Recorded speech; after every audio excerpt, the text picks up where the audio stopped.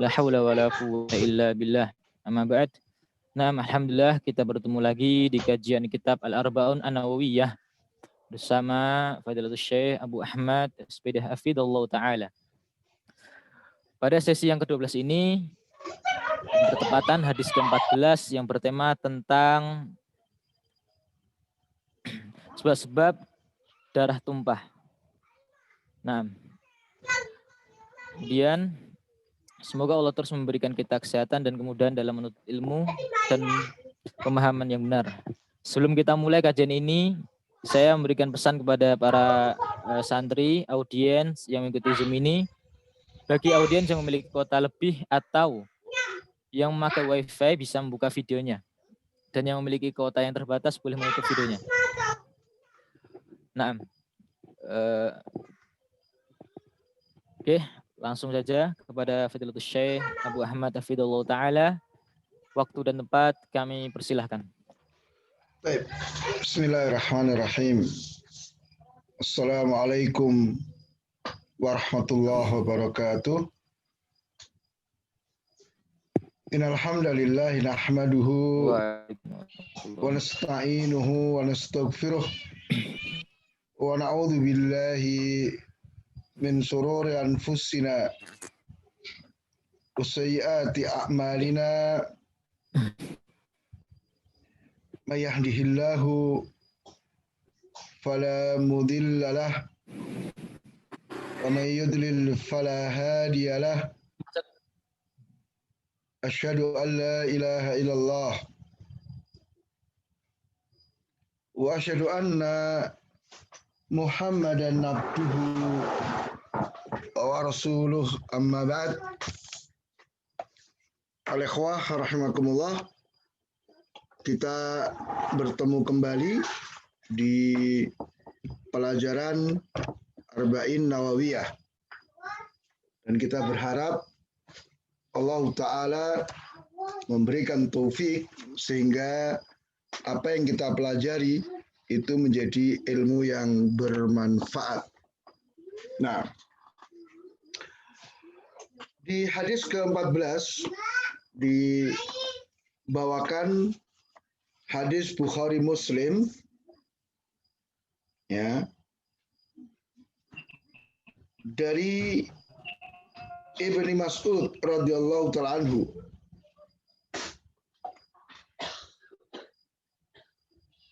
Qala Rasulullah sallallahu alaihi wasallam,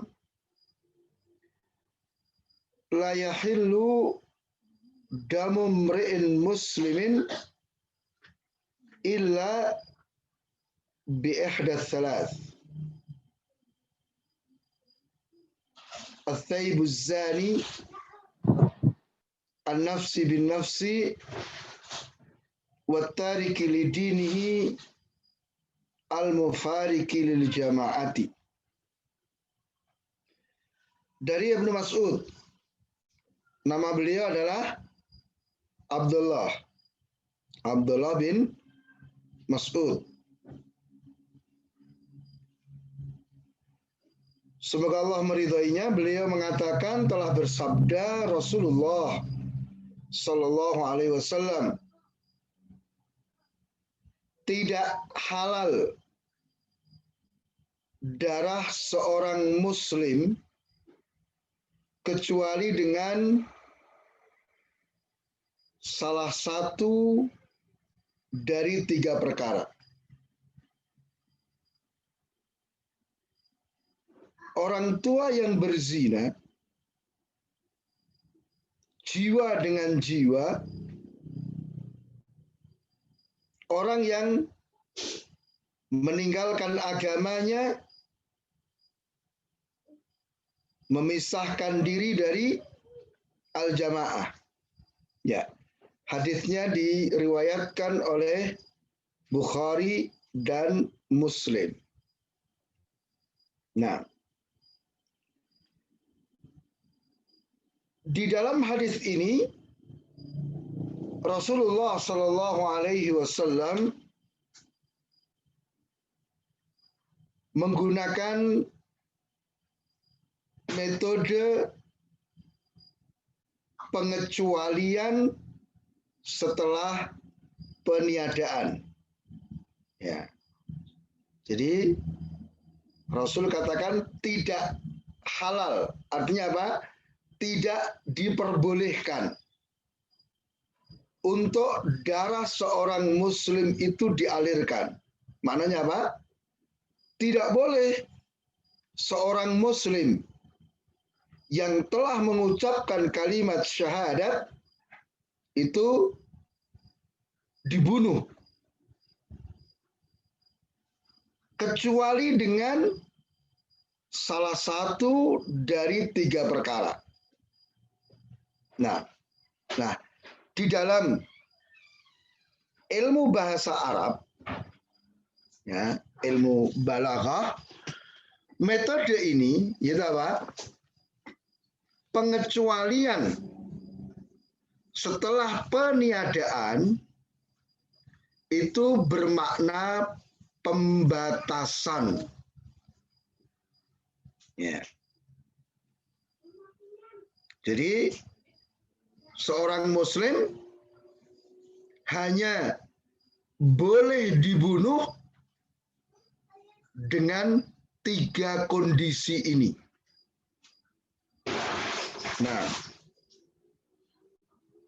adapun hadis-hadis lain yang menyebutkan bolehnya seorang mukmin itu dibunuh dengan sebab yang lain, itu riwayat-riwayatnya lemah. Nah, ya. Maka di sini Al-Hafidz Ibnu Rajab mengatakan bahwa ya hanya dengan 3 sebab inilah seorang muslim boleh dialirkan darahnya, artinya boleh dibunuh. Adapun sebab-sebab lain itu kalau diteliti kembalinya ke 3 ini. Kembalinya ke salah satu dari 3 perkara ini. Nah, jadi perkara pokok yang menjadikan seorang muslim boleh dibunuh itu 3. Yang pertama apa? Melanggar kemaluan yang diharamkan. Itu apa? Ats-tsaybuz zani. Tsaib ini sebutan untuk orang tua, orang yang rambut kepalanya sudah memutih. Maknanya apa?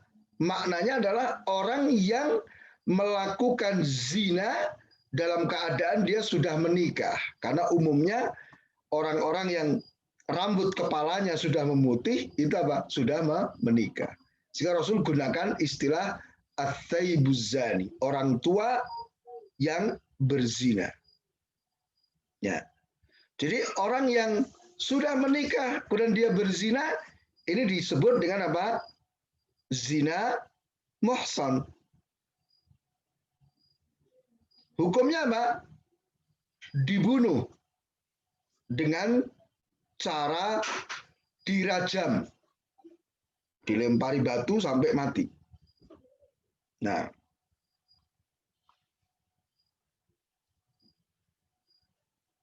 kemudian yang kedua yaitu an-nafsu binafsi, yaitu orang yang menumpahkan darah yang haram. Artinya seseorang membunuh orang lain yang tidak dibunuh. Ya, ini namanya kisos. Si A membunuh si B tanpa alasan yang dibenarkan. Maka si A ini meskipun dia seorang muslim, maka boleh untuk dibunuh sebagai bentuk kisos atas perbuatannya. Yang ketiga, tarkuddin, meninggalkan agama. Mufaraqatul jamaah, memisahkan diri dari al-jamaah. Jadi maksudnya apa? Orang itu murtad. Gitu. Orang itu murtad. Maka dia diberi kesempatan untuk bertobat ya selama 3 hari. Ketika ternyata dia tidak mau kembali kepada Islam, ya dia dibunuh. Nah, maka selain 3 ini al-ikhwah, tidak boleh seorang muslim itu dibunuh. Ya, seandainya ada sebab lain misalnya yang kemudian ulama menghukumi orang ini boleh dibunuh, ya sekali lagi kembalinya ke 3 perkara ini. Ini keterangan dari Al-Hafidz Ibnu Rajab rahimahullah ta'ala. Misalnya ada seorang ahlul bid'ah, dia dibunuh. Seperti misalnya Jahm bin Safwan yang dibunuh oleh khalifah. Ya, Jahm bin Safwan. Maka dia ditarik kepada alasan apa? Dia ini apa? Meninggalkan agama. Ya. Tarikul dini al-mufariqul jamaah. Jadi ke sebab ketiga itu. Nah, ya. Maka inilah pentingnya kita untuk mempelajari ya ilmu secara menyeluruh. Dimana juga misalnya ada orang apa melakukan homoseks, liwat, maka kembalinya ke sebab yang pertama, yaitu apa? Melanggar kemaluan yang diharamkan. Zina, larinya ke sana. Nah, maka di sini pentingnya kita mengetahui ilmu secara menyeluruh mendalam.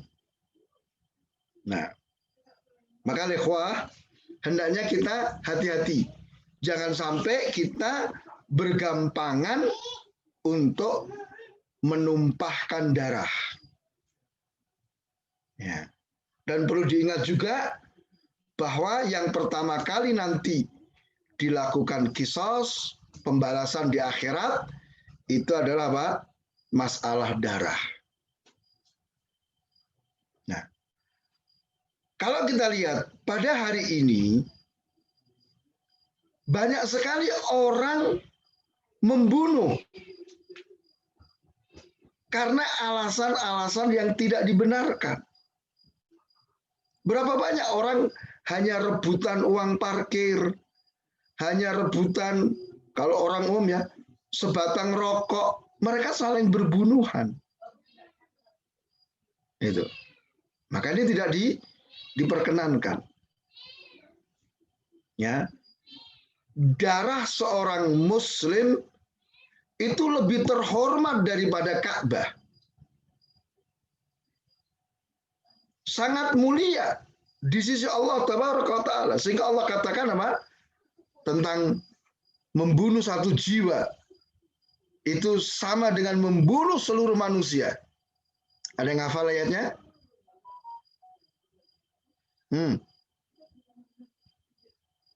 Barang siapa membunuh satu jiwa, maka seakan-akan dia membunuh seluruh jiwa.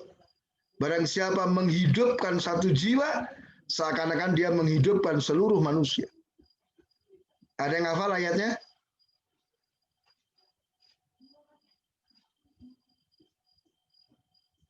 Ya la wahid minkum yakra. Tentang ayat tadi. Yang maknanya seperti itu.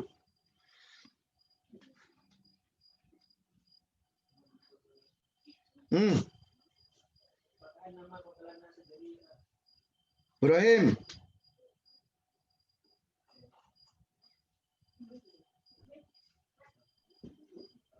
Rasi.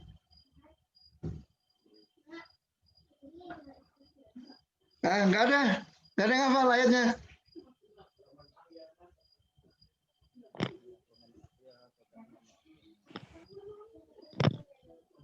Min ajli dzalika katabna annahu man qatala nafsan bighairi nafsin aw fasadin fil ard faka'annama qatala an-nasa jami'a Nah, wa man ahyaha faka'annama ahya an-nasa jami'a. barakallahu fikum. Hadil ayah. Nah, kemudian yang lebih ngeri lagi, muncul pemahaman-pemahaman yang menyimpang. Seakan-akan mereka beralasan dengan agama, ya, dengan alasan jihad, ya, dengan alasan amar ma'ruf nahi munkar. Ada sebagian kelompok kemudian apa? Mengalirkan darah seorang muslim. Nah, ya seperti yang terjadi yang dilakukan oleh para terorisme itu. Para teroris meledakkan gedung, melakukan bom bunuh diri. Ternyata di dalam gedung itu ada muslim di situ. Nah, mungkin dia menjadi pelayan di restoran itu atau cleaning service di hotel itu. Ya, dengan atas nama jihad mereka membunuh kaum muslimin. Ini hal yang sangat-sangat luar biasa. Terancam dengan ayat tadi. Man qatalan nasa faka'annama qatalan nasa jami'an. Barang siapa membunuh satu jiwa seakan-akan dia membunuh semua manusia. Maka hati-hati. Jangan sampai kita bermudah-mudahan dalam mengalirkan darah. Sekarang ini banyak sekali, bergampangan sekali. Ya, ada ibu membunuh anaknya, ada ayah membunuh anaknya, ada suami membunuh istrinya, atau sebaliknya. Ya, maka hendaknya kita betul-betul menjaga ini. Dan salah satu dari fungsi agama adalah menjaga kehidupan. Ya, supaya tidak sembarangan orang menumpahkan darah. Nah, saking besarnya dosa pembunuhan, maka Ibnu Abbas radhiyallahu ta'ala anhuma berpendapat bahwa pembunuh itu tidak dimaafkan. Pembunuh itu tidak diberi taubat. Kenapa? Karena syarat untuk diterimanya taubat ada berapa? Ada yang tahu? Syarat diterimanya taubat. Ya. Dia ikhlas untuk Allah. Jadi taubatnya itu bukan karena terpaksa. Ikhlas untuk Allah. Yang kedua, dia menyesali perbuatannya. Dia meninggalkan perbuatan dosanya. Kemudian bertekad untuk tidak mengulangi. Ya kan? Ini kalau dosa yang dilakukan terkait dengan hak-hak Allah semata. Sedangkan kalau dosa itu ada kaitannya dengan hak manusia, maka ditambah lagi. Gitu apa? Dia harus mendapatkan pemaafan, penghalalan dari orang yang dia zalimi. Ya, di samping taubat itu dilakukan pada waktu masih terbuka pintu taubat. Sekarang dosa membunuh itu kan dosa yang ada kaitannya dengan hak orang lain. Sedangkan orang lain yang dia zalimi itu sudah mati, tidak bisa memberikan pemaafan gitu loh. Ya. Meskipun pendapat Ibnu Abbas ini tentu tidak kuat karena Allah Ta'ala sudah mengatakan wa yaghfiru ma duna dzalika liman yasha. Seandainya orang bertobat juga Allah katakan innallaha yaghfiru dzunuba jami'an. Cuman ini saya sebutkan dalam rangka untuk menegaskan betapa besar dosa pembunuhan itu. Maka sekali lagi kita kembali ke hadis ke-14 bahwa seorang muslim tidak boleh dibunuh kecuali dengan salah satu dari 3 perkara tadi. Karena dia berzina dalam keadaan sudah menikah. Yang kedua, karena dia membunuh orang lain tanpa alasan yang dibenarkan. Yang ketiga, karena apa? Dia murtad. Dia tinggalkan agamanya. Dia meninggalkan apa? Al-jamaah. Maka misalnya pemberontak itu boleh untuk dibunuh. Karena dia mufaraqah lil jamaah. Orang melakukan demonstrasi terhadap pemerintah boleh dibunuh. Kenapa? Dia mufaraqah lil jamaah. Cuman al-ikhwah yang harus dipahami, tidak setiap orang yang dibunuh itu mesti kafir. Tidak. Jadi misalnya ada seorang dihukum rajam, itu tidak mesti dia kafir. Dia tetap muslim.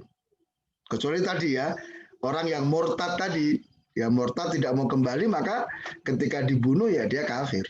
Mati di atas kekafiran. Ya, para pemberontak, misalnya orang-orang Khawarij yang diperangi oleh para sahabat, maka tidak ada seorang sahabat yang mengkafirkan mereka. Meskipun mereka dibunuh, gitu loh. Jadi harap dibedakan antara hukum ini, bahwa mereka boleh dibunuh, boleh diperangi, tetapi untuk masalah dikafirkan atau tidak itu adalah permasalahan tersendiri. Nah, bisa difahami ya hadis ke-14 ini. Nah,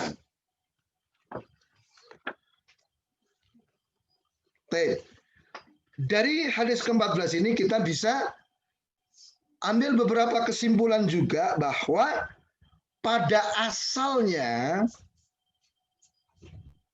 seorang muslim itu terlindungi jiwanya.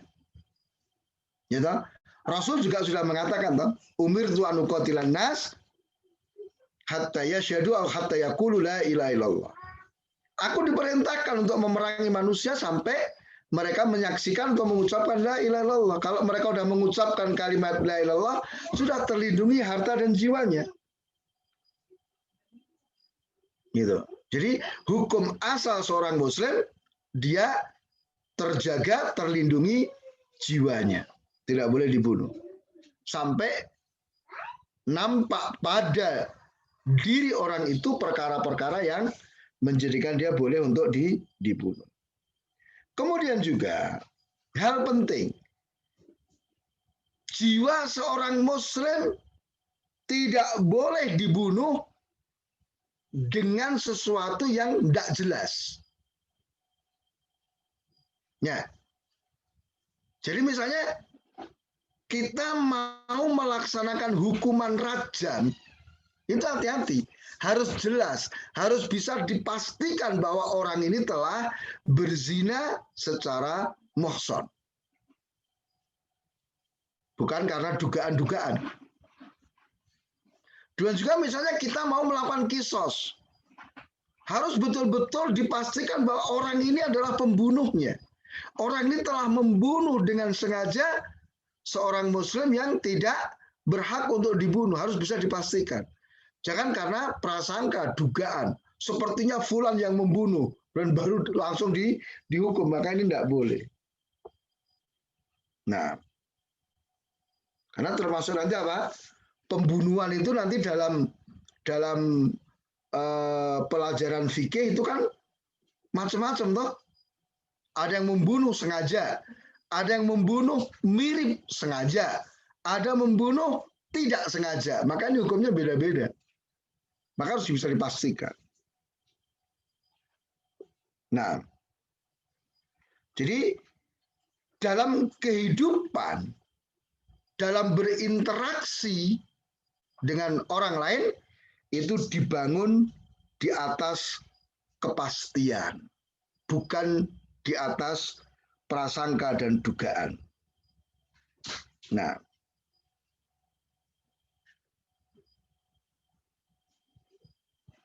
Ya.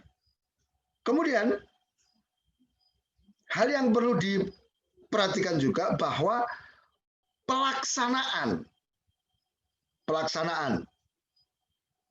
hukuman tadi, misalnya orang yang berzina sudah muson, kemudian dia harus dibunuh dengan cara dirajam, atau pelaksanaan hukum kisos itu menjadi hak pemerintah. Ya, maka tidak boleh main hakim sendiri. Ya, misalnya kita tahu fulan telah berzina, tidak kemudian serta-merta kita menegakkan hukuman rajam. Tidak boleh, kembalikan kepada pemerintah. Pemerintah nanti akan melaksanakan. Nah, sebab kalau nanti masing-masing melaksanakan, kacau ini kondisinya. Nah, maka sekali lagi hati-hati. Tidak boleh kita berpegang dengan prasangka, tuduhan. Nah, itu harus dihilangkan, harus sampai bisa dipastikan. Nah, ya, maka kita harus waspada ya, hati-hati. Baik. Kita masuk di hadis ke-15 ya. Hadis ke-15. Nah,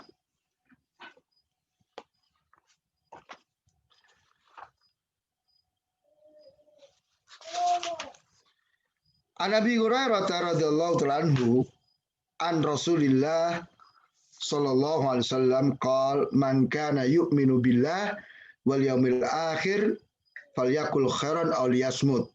Wa man kana yu'minu billahi wal yawmil akhir falyukrim jarahu wa man kana yu'minu billahi wal yawmil akhir falyukrim dhaifahu. Ya. Rasulullah katakan barang siapa yang beriman kepada Allah dan hari akhir hendaknya dia mengatakan yang baik atau diam. Barang siapa beriman kepada Allah dan hari akhir hendaknya dia memuliakan tetangganya.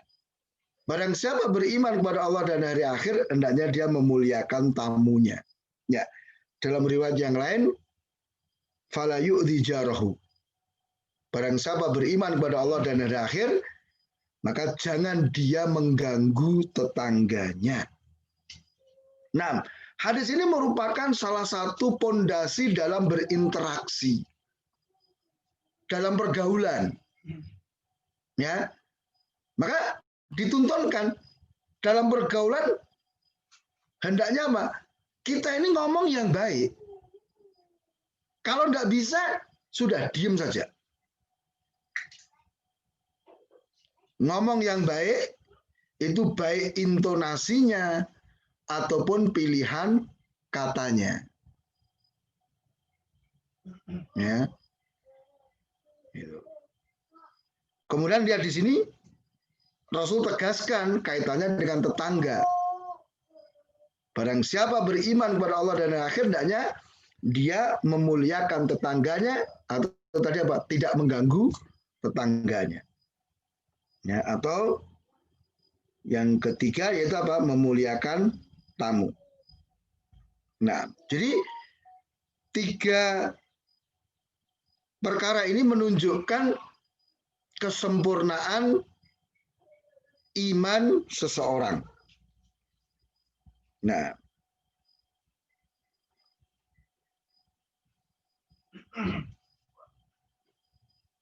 ya, maka di sini lengkap ya. Jadi ada kaitannya dengan Allah. Yang pertama itu berbicara yang baik atau diam. Meskipun ini juga terkait dengan apa? Hak orang lain juga ketika kita ngomong dengan orang lain.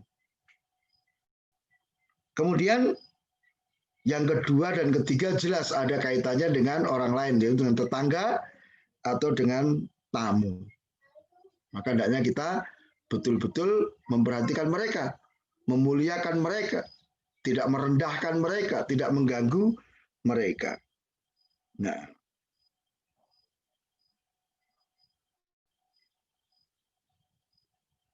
Nah, kemudian yang perlu juga dipahami, Ya, tetangga itu siapa? Tetangga itu orang yang dekat dengan rumahnya dekat dengan kita. Ada yang berpendapat bahwa tetangga itu orang yang jaraknya berapa? Sampai 40 rumah. Ke depan, ke belakang, samping kanan, samping kiri. Itu masih tetangga dihitung. Kemudian yang dikatakan tamu itu siapa? Tamu itu adalah orang yang berasal dari luar kampung kita. Ya, itu tamu. Nah, maka kan di dalam hadis-hadis yang lain kan disebutkan bahwa hak tamu itu apa? Dia mendapatkan pelayanan 1 hari 1 malam, loh. Itu hak wajib. Ya, sunnahnya sampai 3 hari. Karena memang dia bukan tetangga, tamu ini bukan tetangga. Itu yang penting. Kemudian perhatikan, al-ikhwah rahimakumullah, perhatikan ya. Di dalam hadis tadi Rasul Shallallahu Alaihi Wasallam ketika memerintahkan atau melarang itu dikaitkan dengan keimanan kepada Allah dan hari akhir. Nah, maka pondasi pendidikan itu dibangun di atas keimanan. Bagaimana kita para guru, bagaimana kita orang tua harus menanamkan keimanan terlebih dahulu kepada anak-anak kita sebelum memerintahkan atau melarang dari sesuatu. Sebab tanpa adanya keimanan dalam jiwa atau hati anak-anak kita, maka apa yang kita perintahkan, apa yang kita larang itu tidak akan mengakar.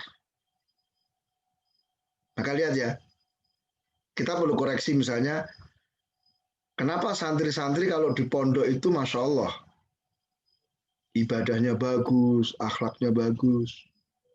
Tapi begitu keluar dari pintu gerbang pondok, sudah nggak ada lagi ciri-ciri sebagai seorang santri. Kenapa? Karena dia hanya takut kepada gurunya. Dia hanya takut kepada pengurus. Dia hanya takut dengan pengawasan manusia. Sehingga seakan-akan ketika di luar gerbang pondok itu, oh sudah merdeka. Gitu. Ini akan beda sekali ketika tertanam pada dirinya keimanan kepada Allah. Bahwa Allah maha melihat, Allah maha mendengar, Allah maha mengetahui semua yang ada pada dirinya. Dia merasa diawasi oleh Allah. Ada sikap muraqabah pada dirinya. Sehingga dimanapun, kapanpun, dalam hal apapun dia tidak berani untuk bermaksiat, untuk meninggalkan ketaatan. Nanti kita akan baca ya hadis berikutnya itu apa? Ittaqillaha haitsuma kunta.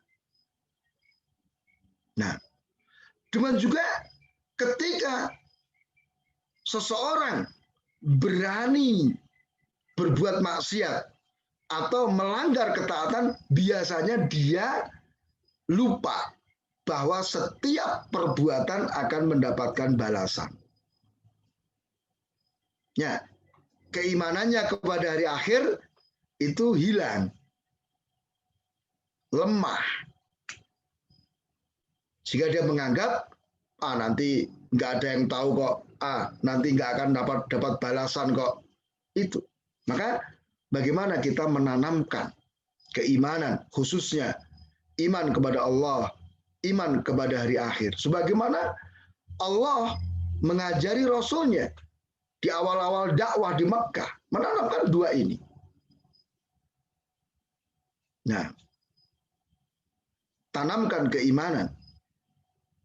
Ya, jadi untuk menjadikan anak-anak itu menjadi lebih baik, dasarnya adalah iman.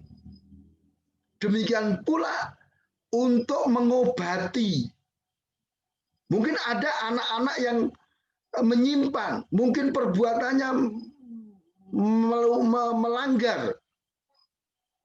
Maka pengobatannya itu diarahkan dengan keimanan. Ingat ya, kamu dilihat oleh Allah. Meskipun Ustadz tidak tahu, Ustadz tidak melihat, tapi Allah Maha melihat. Seperti itu, ditanamkan seperti itu. Ya, kamu berani berbuat, nanti kamu akan mendapatkan balasan loh. Di dunia maupun di akhirat ini. Karena ingat ya, biasanya orang itu menyimpang, melakukan pelanggaran ketika jauh dari pandangan. Jauh dari pengetahuan manusia. Lihat aja, sejarah misalnya, di mana muncul pemberontakan? Di dekat pusat kekuasaan ataukah di daerah yang jauh dari pusat kekuasaan? Ini biasanya yang jauh kan?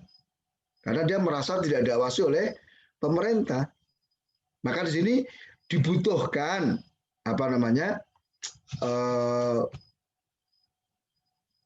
pengawasan dari dalam diri kita sendiri. Pengawasan dari setiap santri kita. Sehingga meskipun tidak diawasi oleh orang tuanya, tidak dikawal oleh pengurus pondok, tapi dia sudah merasa diawasi oleh Allah Ta'ala. Maka semua yang diperintahkan, semua yang dilarang, maka dia akan jalankan dengan baik. Perintah dia kerjakan, larangan dia akan tinggalkan. Nah, ya, karena dia merasa diawasi oleh Allah Tabaraka wa Ta'ala. Nah, maka tadi lihat, perhatikan hadisnya. Man kana yu'minu billah wal yaumil akhir. Barang siapa beriman kepada Allah, barang siapa yakin Allah melihatnya, Allah mendengar, Allah mengetahuinya. Wal yaumil akhir, barang siapa yang percaya bahwa setiap amalan, setiap ucapan itu akan mendapatkan balasan nanti di akhirat. Silakan. Dia berbicara yang baik atau diam. Silakan dia muliakan tetangganya. Silakan dia muliakan tamunya. Jangan dia ganggu tetangganya. Seperti itu. Maka kalau kita berpegang dengan al-imanu billah wal yaumil akhir, maka kita menjadi orang yang baik. Interaksi kita akan menjadi interaksi yang harmonis. Kalau masing-masing kita meyakini seperti ini. Nah, mungkin ini yang bisa kita sampaikan. Mudah-mudahan bermanfaat. Mudah-mudahan Allah Ta'ala terus membimbing kita dan menyelamatkan kita di dunia dan di akhirat. Demikian, tafadhol kalau ada amin. pertanyaan. Oke, nah alhamdulillah kita Ustaz Abu sudah menyelesaikan materi hari ini. Untuk teman-teman yang terluput atau ingin bertanya terkait materi, bisa langsung ditanyakan kepada Ustaz Abu hafidhullah ta'ala. Monggo tafadhol.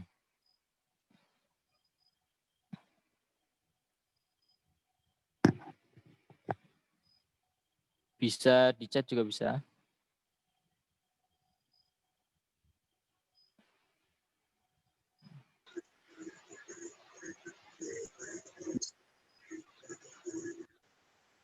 Bismillah, mau tanya, Tad.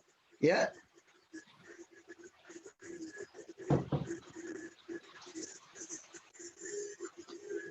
Ya, langsung aja. Tafadhol. Maksud dari kata kalimat at-tayyibuz-zani itu tadi apa, Tad? At-tayyibuz-zani. Nah, ya. Jadi orang tua yang berzina, maksudnya, ya, jadi terjemahannya begitu. Taib itu orang tua. Tapi yang dimaksud adalah orang yang sudah menikah. Kan kadang ada toh, umurnya sudah 60 tapi masih jomblo, masih bujang, belum pernah menikah. Bukan itu maksudnya. Tapi yang dimaksud dengan orang tua di sini adalah apa? Orang yang sudah pernah menikah, kemudian dia berzina. Dipastikan dia berzina, maka dia boleh dialirkan darahnya dengan cara dirajam. Nah, cuman yang melakukan siapa? pemerintah. Gitu. Ya. Jadi pahami? Nah, selanjutnya fadhil.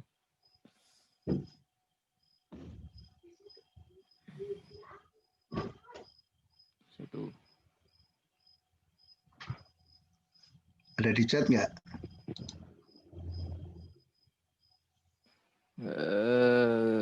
Di chat isinya cuman Enggak ada, Ustaz. hadir-hadir. Nah, tapi kalau nggak ada ya kita akhiri saja. Oke. Jika tidak ada lagi yang bertanya, kami cukupkan kajian hari ini. Sebelum teman-teman live, diharapkan untuk bisa absen dulu di kolom komentar. Dan untuk santri-santri, untuk selanjutnya absennya di akhir, jangan di pertengahan atau di awal. Nanti bisa mengganggu pelajaran. Mungkin ini pada Ustaz Abu Ahmad Hafidhullah Ta'ala kami ucapkan jazakallahu khairan atas bimbingannya dan selalu mengingatkan kita. Mungkin cukup sekian. Subhanakallahumma bihamdik asyhadu an la ilaha anta astaghfiruka wa atubu ilaik. Assalamualaikum. Waalaikumsalam warahmatullahi wabarakatuh. Waalaikumsalam warahmatullahi wabarakatuh.